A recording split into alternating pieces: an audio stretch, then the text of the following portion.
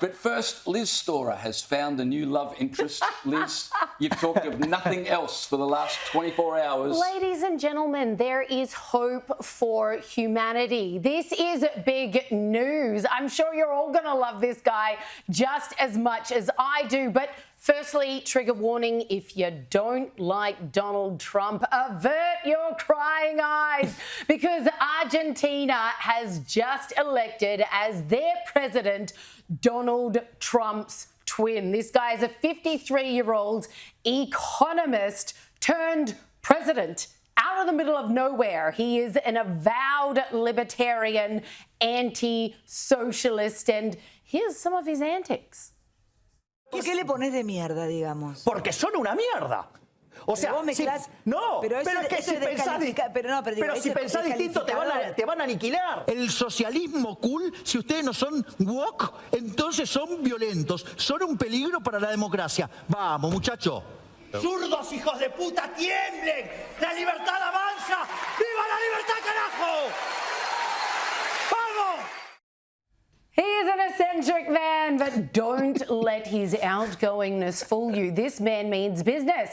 He has already sworn to shut down Argentina's central bank, slash public spending by at least 15%. He's inheriting a burning dumpster fire from the former socialist government, and that's how he won. The country is sick of living in poverty. He's also said he's going to dollarize the economy. Argentina still has the peso. And just to give you a good idea, because wouldn't we love to see this happen here, he's already shut down the Ministry of Women, Gender and Equality and Diversity. He's like, nah, that can go out the door straight off the bat. You're gonna love this guy. I can't wait to see what else he gets up to.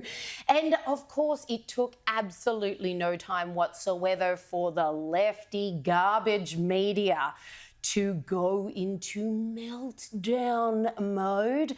Take a look at this and you'll realise, if you've been paying attention during the presidency of Donald Trump, this all sounds very familiar.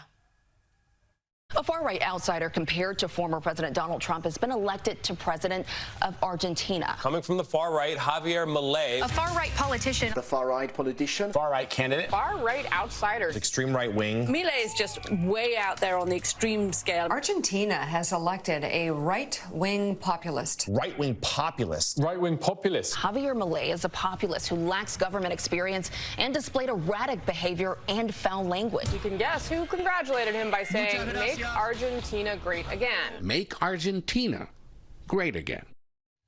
Make Argentina great again. He had a cap that he wore that said that very thing. So the parallel being drawn between him and Trump, he's just leaned straight into it. He doesn't care. In fact, here he is using one of his favourite props throughout his presidential campaign, which is a chainsaw, which he said symbolised just how much he was going to slash spending and get rid of the political elite that has crippled Argentina for many years now. Here he is celebrating.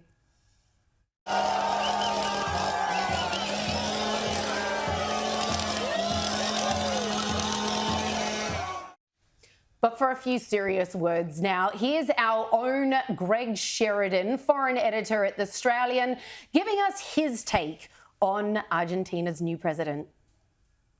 Argentina is very different from most Western nations. You know, it's got 140% inflation and 40% of its population living in poverty. Massive government deficit, inability to run coherent economic policy, tax policy out of control, people not paying their taxes and so on. I wouldn't quite necessarily describe this guy as far right. He's a libertarian, so he wants radical economic change. He wants a big cut to the size of the Argentine state. He wants to abolish the local currency and dollarise the economy so that it has to live genuinely within its means.